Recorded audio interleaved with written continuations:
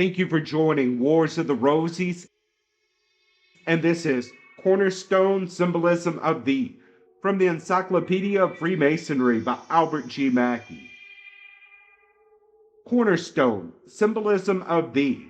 The cornerstone is the stone which lies at the corner of two walls and forms the corner of the foundation of an edifice. In Masonic buildings, it is now always placed in the northeast, but this rule was not always formally observed. As the foundation on which the entire structure is supposed to rest, it is considered by operative masons as the most important stone in the edifice. It is laid with impressive ceremonies.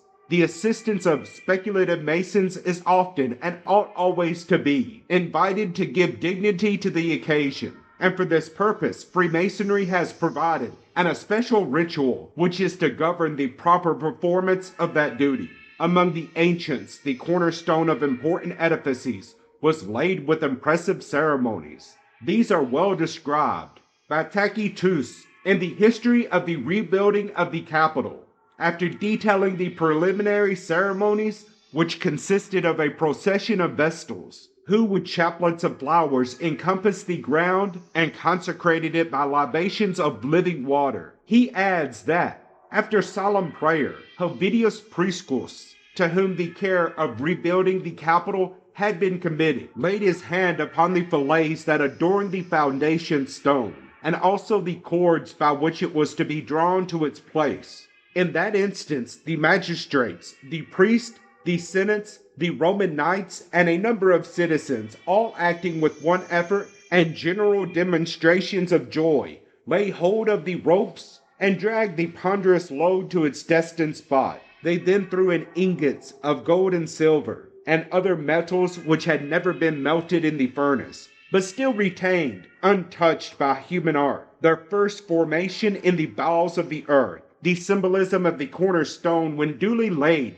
with Masonic rites, is full of significance, which refers to its form, to its situation, to its permanence, and to its consecration. As to its form, it must be perfectly square on its surface, and in its solid contents a cube. Now the square is a symbol of morality, and the cube of truth. In its situation it lies between the north, the place of darkness, and the east, the place of light.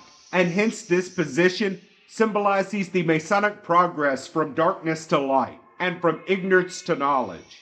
The permanence and durability of the cornerstone, which lasts long after the building in whose foundation it was placed, has fallen into decay, is intended to remind the mason that, when this earthly house of his tabernacle shall have passed away, he has within him a sure foundation of eternal life, a cornerstone of immortality, an emanation from the divine spirit which pervades all nature, and which, therefore, must survive the tomb, and rise triumphant and eternal above the decaying dust of death and the grave.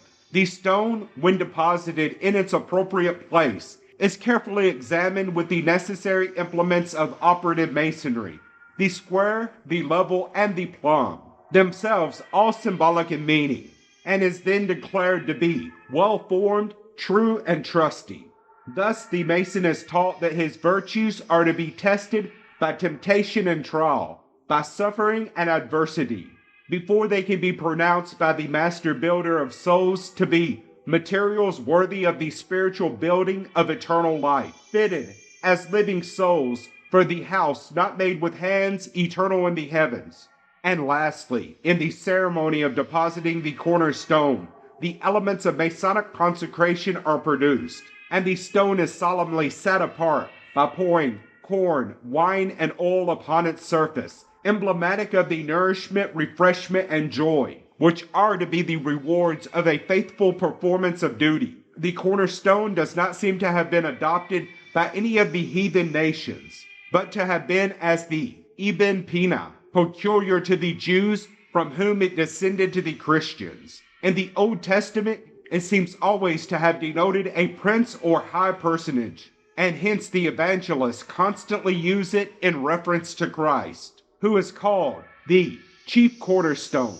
In Masonic symbolism, it signifies a true Mason, and therefore it is the first character which the apprentice is made to represent after his initiation has been completed.